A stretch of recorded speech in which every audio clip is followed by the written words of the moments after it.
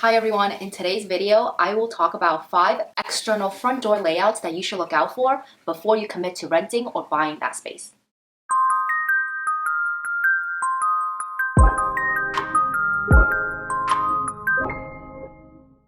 Everything I cover in this video will be based on the Form School of Feng Shui, which focuses primarily on the external and internal layout of the property. Therefore, not everything I mentioned will be within your control, so just do the best you can. The front door to the house is known as the mouth of qi.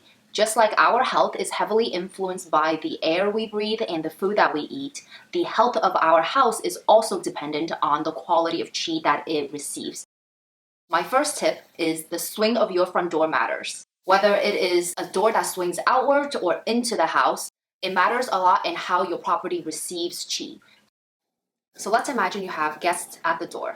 If your front door swings out into the street, then you are pushing your guests away before you can let them inside. Ideally, you want your front door to swing into the house and allow your guests to come in naturally. Qi works in the same way. When your front door swings into the house, it allows qi to come in and meander in slowly instead of being pushed away. My second tip is to make sure that your front door is visible. Have you ever had trouble finding an address or pass by a business and you have no idea where the entrance is? Sometimes we build large fences and trees for privacy reasons, but that is not what I'm talking about here. The most common example of a hidden front door is when the front door is covered by plants and weeds. The ideal solution is to trim the plants and to carve out a pathway so that the entry is visible and clear of any obstructions. Another example of a hidden front door is when your building is hidden behind another building. Now, I'm not talking about a building complex where there are a lot of buildings in a row. What I'm referring to here are buildings where you have to enter through another building in order to get to your front door, even though your building is a standalone building. In this case, someone like a delivery person may have a hard time finding your front door if they are not familiar with this type of arrangement. If you do live in this type of property, the most ideal solution would be to knock down the building in front of you.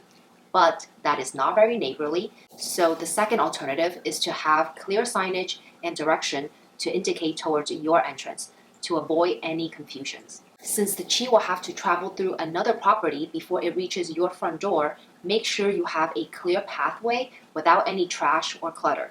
Clutter generally is not a feng shui principle. However, in this case, we want to make sure optimal quality of qi, so it is very important that qi doesn't travel through someone else's trash before it reaches your front door. My next tip is to avoid obstacles ahead. What I mean by this is sometimes you may have a tree or a lamppost or even something like an electrical pole in front of your property. This is outside of your control and it's generally not an issue except when it is in direct alignment with your front door frame. It is known to cause sa qi, which loosely translates to harmful or aggressive qi. For example, when an electrical pole is directly aligned with your front door frame, it is effectively splitting the qi in half before it enters your front door. So the strength of the qi and the quality of the qi is greatly reduced. In this case, there usually isn't much you can do unless you want to petition the city to move the pole. The second alternative is to consider moving your front door the next time you renovate. One caveat to this solution is that you have to make sure that your new door is auspicious from a classical feng shui perspective, and that is more important than whatever structure that is in front of your door. I know some of you might be thinking, what if you have a neighbor's mailbox or a fire hydrant across the street? In this case, the effect of the mailbox or fire hydrant will be significantly less because it does not cover the entire height of your door frame. Also, any car parked in front of your house can block the impact of these two objects. My tip number 4 is to avoid the wind tunnel. Wind tunnels are formed when there is a small gap between two structures, and the qi that travels through that wind tunnel is also a form of sa qi. This scenario happens when your front door is between the gap of two houses across the street from you, and the qi that is traveling through the narrow wind tunnel is extremely strong and extremely fierce.